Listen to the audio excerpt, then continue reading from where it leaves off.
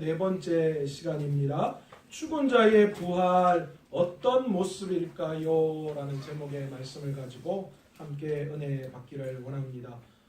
여러분 천국을 상상해 보신 적이 있습니까? 천국은 어떤 곳일까요? 저는 천국이 어떤 곳인가 라는 것보다 천국에는 과연 사람들이 어떤 모습으로 있을까가 너무 궁금합니다. 천국을 단순히 그냥 어떤 나이가 들어서 죽으면 그래서 하늘에 가면 그럼 천국은 전부 다 노인들만 호호 백발 할아버지 할머니들만 있는가? 도대체 그 천국은 우리가 어떤 모습으로 있을까? 그런 것이 굉장히 궁금해요. 지난번에 제가 예전에 나온 영화인데요. 천국보다 아름다운 이별인가? 뭐 그런 외국 그런 영화가 있었는데 그때 그 영화에서 아들을 잃어버린 아버지가 천국도 가고 지옥도 가게 되어지는데 천국에 갔더니만 그 천국에서는 자기가 원하는 모습으로 존재하는 거예요. 그러니까 어린 아이의 모습으로 원했으면 천국에서도 어린 아이의 모습으로 있고 또 자기가 가장 멋있는 때에 가장 좋았을 때 그 모습으로 있고 싶으면 그 모습으로 있는 거예요. 그래서 천국에 올라가니까 할아버지는 아이의 얼굴로 있고 그리고 아버지는 뭐 노년의 얼굴로 있고 뭐 그래서 혹시 할아버지 아니시냐고 서로 인사하면서 노인과 대화하고 뭐 그런 것들이 있는데 뭐 그건 영화상의 이야기입니다. 전혀 성경에 근거하지 않은 이야기예요. 그렇기 때문에 저는 천국에 올라갔을 때에 과연 우리가 어떤 모습으로 있을까? 또 우리는 천국에 가면 어떤 모습이 될까? 미남 미녀들로 천국 가면 뭐 안 되는 게 어디 있겠어요. 그러니까 저는 천국 올라가면 하나님 앞에 그렇게 할 거예요. 하나님 이쪽에 있는 중부지방과 모든 것들이 싹 다 빠지게 늘씬하게 모델처럼 키도 좀 쫙쫙 늘리셔 주셔가지고 키는 한 187쯤 되고 몸무게는 한 70kg 그리고 또 얼굴도 대두형 말고 소형으로 바꿔서 이렇게 갸름하게 그리고 아주 멋있게 누가 봐도 그냥 정말 좋다라고 할 만큼 그렇게 좀 날 만들어 달라고 그렇게 이야기하고 싶습니다. 여러분도 아마 그런 생각들이 다 있을 거예요. 과연 나는 천국 가면 어떨까?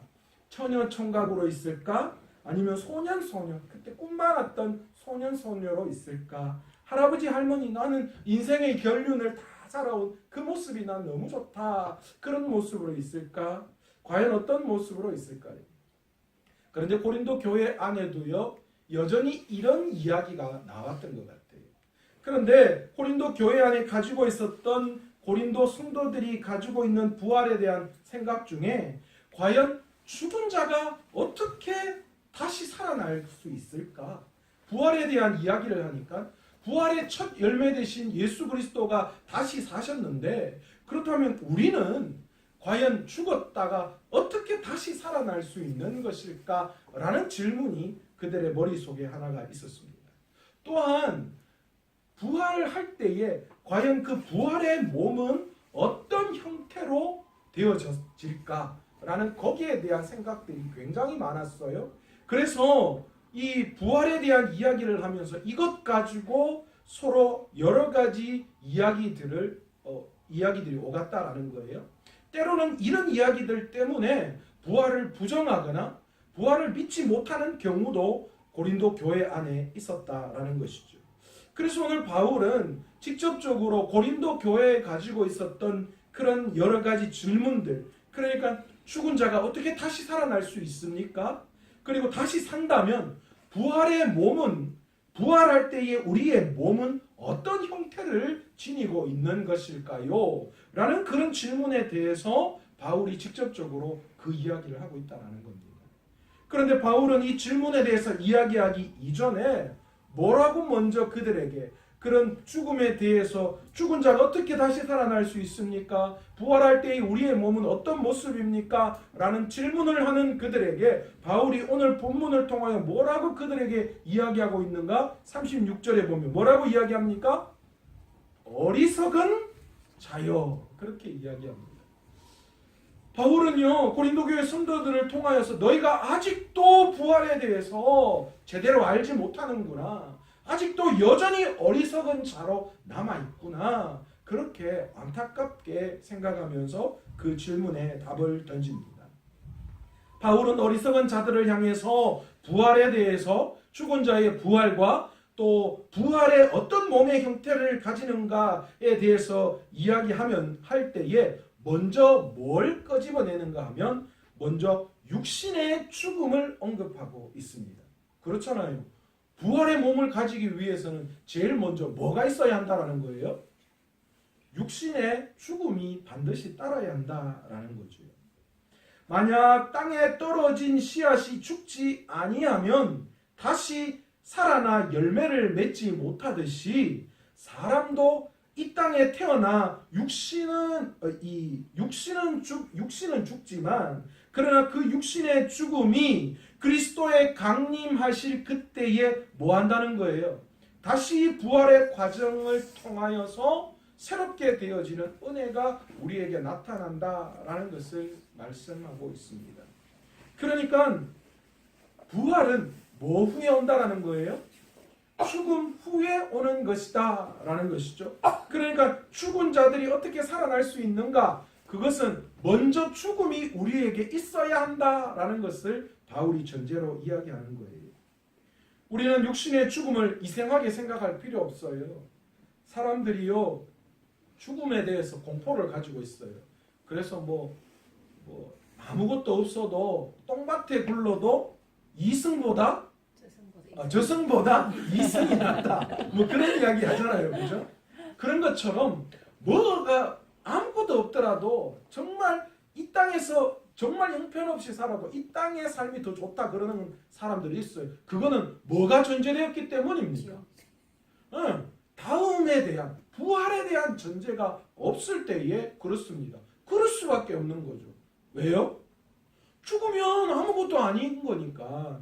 그러니까 어떻든 간에 이 땅에서 사는 것이 그들에게는 더 좋은 결과가 나타나는 거죠. 그러나 우리에게는 그렇지 않습니다. 우리는 죽음이 이상하지도 않습니다. 죽음이 두렵지도 않습니다. 어떻게 하면 죽음은 우리에게 기쁨입니다. 왜 기쁨이 됩니까? 우리가 죽어야 뭐 할 수 있는 거예요. 다시 살아나는 은혜가 우리에게 주어지기 때문에 우리는 죽음을 두려워할 이유가 없다라는 것이지요. 아담이 범죄한 이후에 우리의 육신의 몸에 뭐가 찾아왔습니까? 죽음이 찾아왔습니다. 이유가 뭡니까? 우리가 연약하기 때문에요? 아니요. 아담의 죄로 인해서 우리에게 죽음이 찾아왔습니다. 그러나 그 죽음이 어떻게 오늘 우리에게 바뀌어졌습니까? 첫 아담이 범죄하고 우리 몸에 육신의 죽음이 찾아왔지만 그리스도의 대속의 은혜와 부활의 능력으로 우리가 어떻게 되는 거예요? 마지막 날에 우리는 영광스러운 부활체로 다시 살아난다라는 것이죠. 아멘. 그러므로 죽음은 두려움이 아니라 뭐인 거예요? 자연스러운 거예요. 죄에 대한 결과구나. 죄에 대한 결과로 나는 죽을 수밖에 없구나. 그러나 우리에게 뭐가 있는 거예요? 그리스도로 말미암아 다시 사는 은혜가 우리에게 있다라는 것이죠. 당시 고린도 교회 성도들은 죽음 이후의 부활을 전혀 제대로 이해하지 못했어요. 그래서 바울은 그들을 향하여 어리석은 자다 그렇게 이야기하는 거예요. 그들은 어떤 생각을 했느냐? 육신의 몸을 그대로 입고 다시 살아난다 그렇게 생각했던 거예요. 그러니까 죽은 모습 그대로 육신의 몸을 입고 다시 살아난다 그렇게 생각했거든요.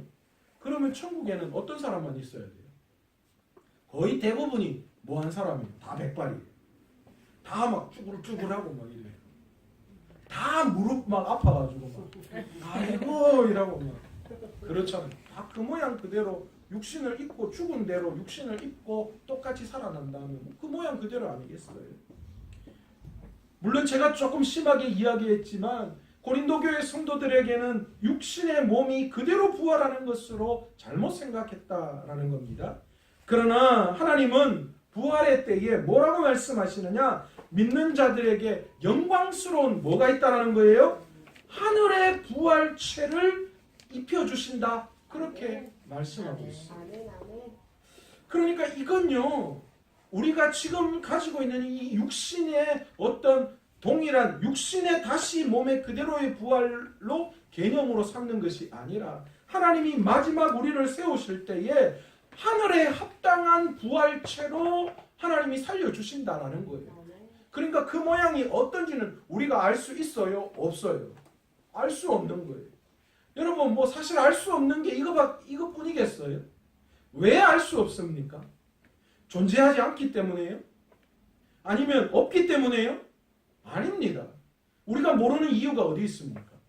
이 땅의 언어로, 이 땅의 비유로 천국을 표현할 수가 없기 때문인 거예요.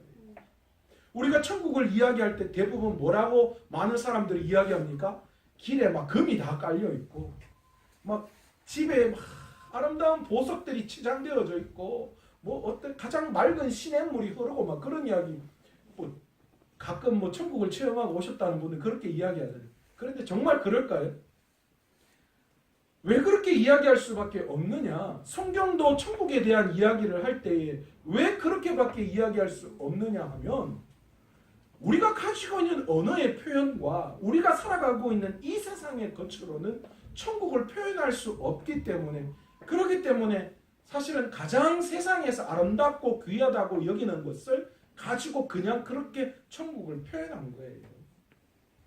그러니까 천국이 어떤지 사실 우리는 다 알 수가 없어요. 가봐야 알아요. 가봐야. 저보다 먼저 가보시는 분 나중에 저한테 오셔서 한번 이야기 좀 해주세요.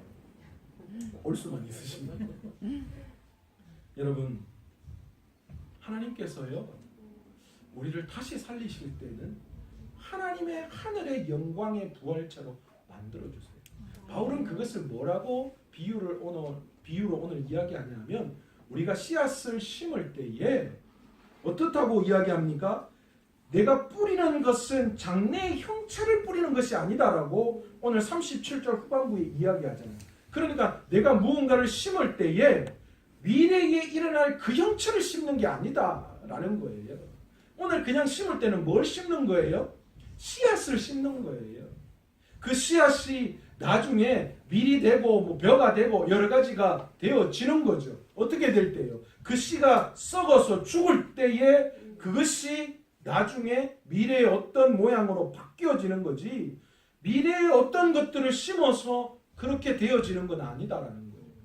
저희가 화요 기도 모임에서 얼마 전에 벚꽃 보러 갔잖아요. 그 아름다운 벚꽃을 보면 막 몽실몽실한 게 하얀 게 때로는 눈 같고 너무 아름다웠잖아요.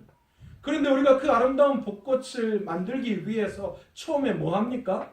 벚꽃을 심지는 않습니다.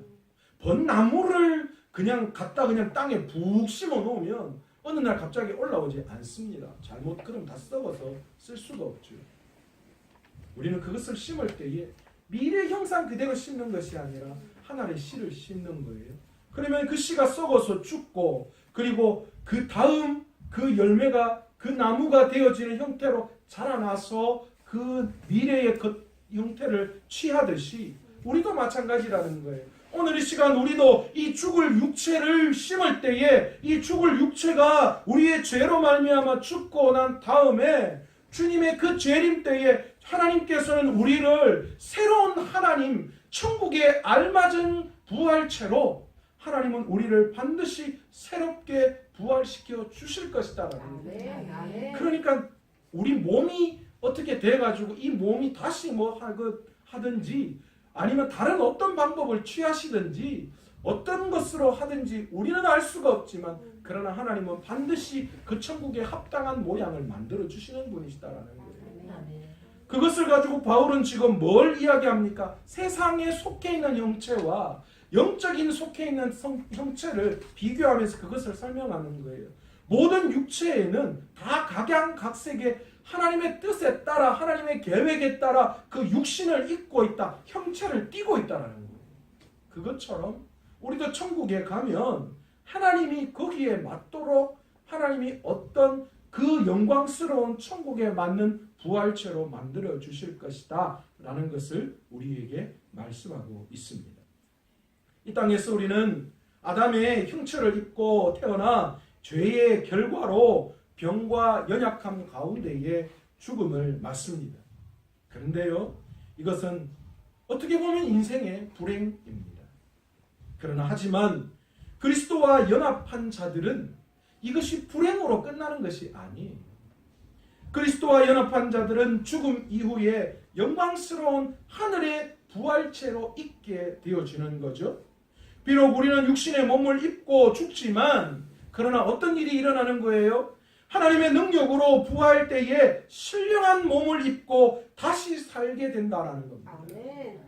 땅에 속한 육신의 몸이 있고, 그러니까 앞으로 뭐 하는 거예요? 장차 부활하여 입게 될 신령한 부활체가 우리에게는 따로 있는 거예요. 아멘. 첫 아담은 흙으로 지음받은 땅에 속한 사람이었어요. 하나님이 아담을 어떻게 하셨어요? 흙으로 사람을 빚으시고 그 코에 뭐를 넣었다고요? 생기를 넣어서 뭐가 되었다라고 합니까? 생명이 되었다라고 그렇게 표현하고 있습니다. 그래서 첫 아담은 뭐예요? 생명이라고 표현하고 있어요. 그러나 육신을 입고 이 땅에 육신을 입고 난 아담은 죄의 결과로 어떻게 되어지는 거예요? 이 육신은 다시 뭐로 돌아갑니까? 흙으로 돌아가죠. 그러나 우리는 첫 아담의 죄로 우리의 육신은 흙으로 돌아가지만 마지막 아담 되시는 예수 그리스도의 대속의 은혜와 부활의 능력으로 우리는 죄사함을 얻어 영원한 생명을 얻게 된 거예요. 아멘. 아담이 만들어질 때는 흙으로 만들어져서 그래서 육신은 흙으로 돌아가는 것으로 끝나지만 우리가 그리스도와 함께 하나 되어서 그와 함께 이제 다시 영광스러운 자로 변화되어지는 은혜가 우리에게 나타난다. 우리의 죽음은 아담의 죽음으로 육신의 죽음으로 흙으로 돌아가는 것이 끝이 아니다라는 거예요. 예수 그리스도의 구속의 은혜로 이제 믿는 자들은 죽음 이후가 그러니까 이제 두렵지 않는 거예요. 죽음 이후 영원한 부활이 있기 때문입니다. 우리는 아담을 쫓아 죽을 수밖에 없는 육신의 몸을 입은 절망적인 존재이지만 이제 하늘의 형상을 입으신 예수 그리스도를 쫓아서 영원한 부활의 생명을 소유하고 가지게 되었습니다. 그것을 우리는 기억해야 돼요.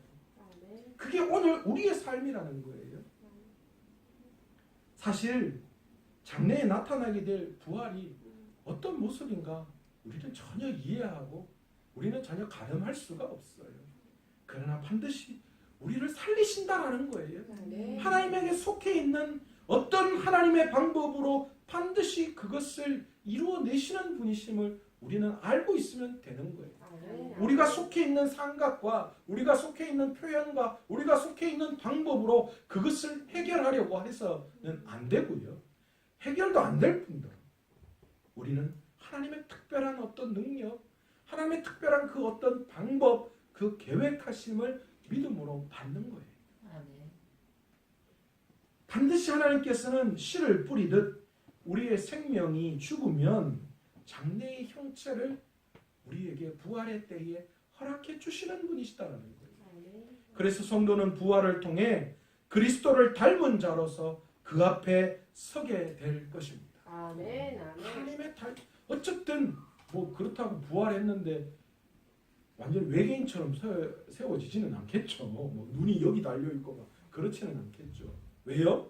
우리는 그리스도와 닮은 존재이기 때문에 우리가 그리스도를 보는 그날에 우리는 그리스도를 닮은 자로 주님 앞에 서게 되어진다.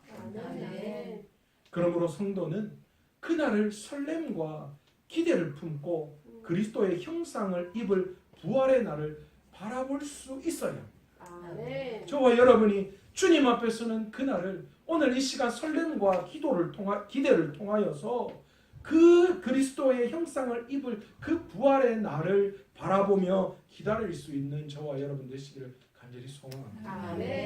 그리고 육신을 입은 이 땅에서도 그리스도를 닮아가는 삶을 살아갈 수 있는 저와 여러분 되시기를 원합니다. 부활은요, 죽어서 가서 그곳에서 누리는 영광일 수도 있지만 이 땅에서 우리도 날마다 주님의 그 부활을 살아가야 합니다. 그리스도를 닮은 그 부활의 형체를 오늘도 우리의 삶을 통하여서 드러내는 거예요.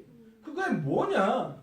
이미 우리는 육신을 입고 있기 때문에 우리가 그리스도 이 땅에서 그리스도를 닮은 그 부활의 형체를 오늘도 살아간다라는 말은 다른 말로 그리스도가 말씀하신 그 말씀대로 순종하고 그분의 그 모든 것들을 닮아가는 삶을 이야기하는 거죠. 아멘. 아멘. 그러니 오늘 이 주님의 죽으심과 부활, 그래서 반드시 우리에게도 죽음 이후에 부활이 있고 또 주님이 재림하실 그때에 우리를 다시 주님 천국에 합당한 부활체로 새롭게 살려내실 것을 우리가 믿음으로 알고 그것을 설렘과 기도로 기대하며 바라보며 오늘 이 땅을 살아갈 수 있는 부활의 영광으로 살아갈 수 있는 저와 여러분 되시기를 간절히 축원합니다. 아멘. 오늘 이 시간 말씀을 생각하시면서 기도할 때에 주님 그렇습니다. 그래서 날마다 우리의 삶 속에서 설렘과 기대를 품고 그리스도의 형상을 입을 부활의 날을 바라보며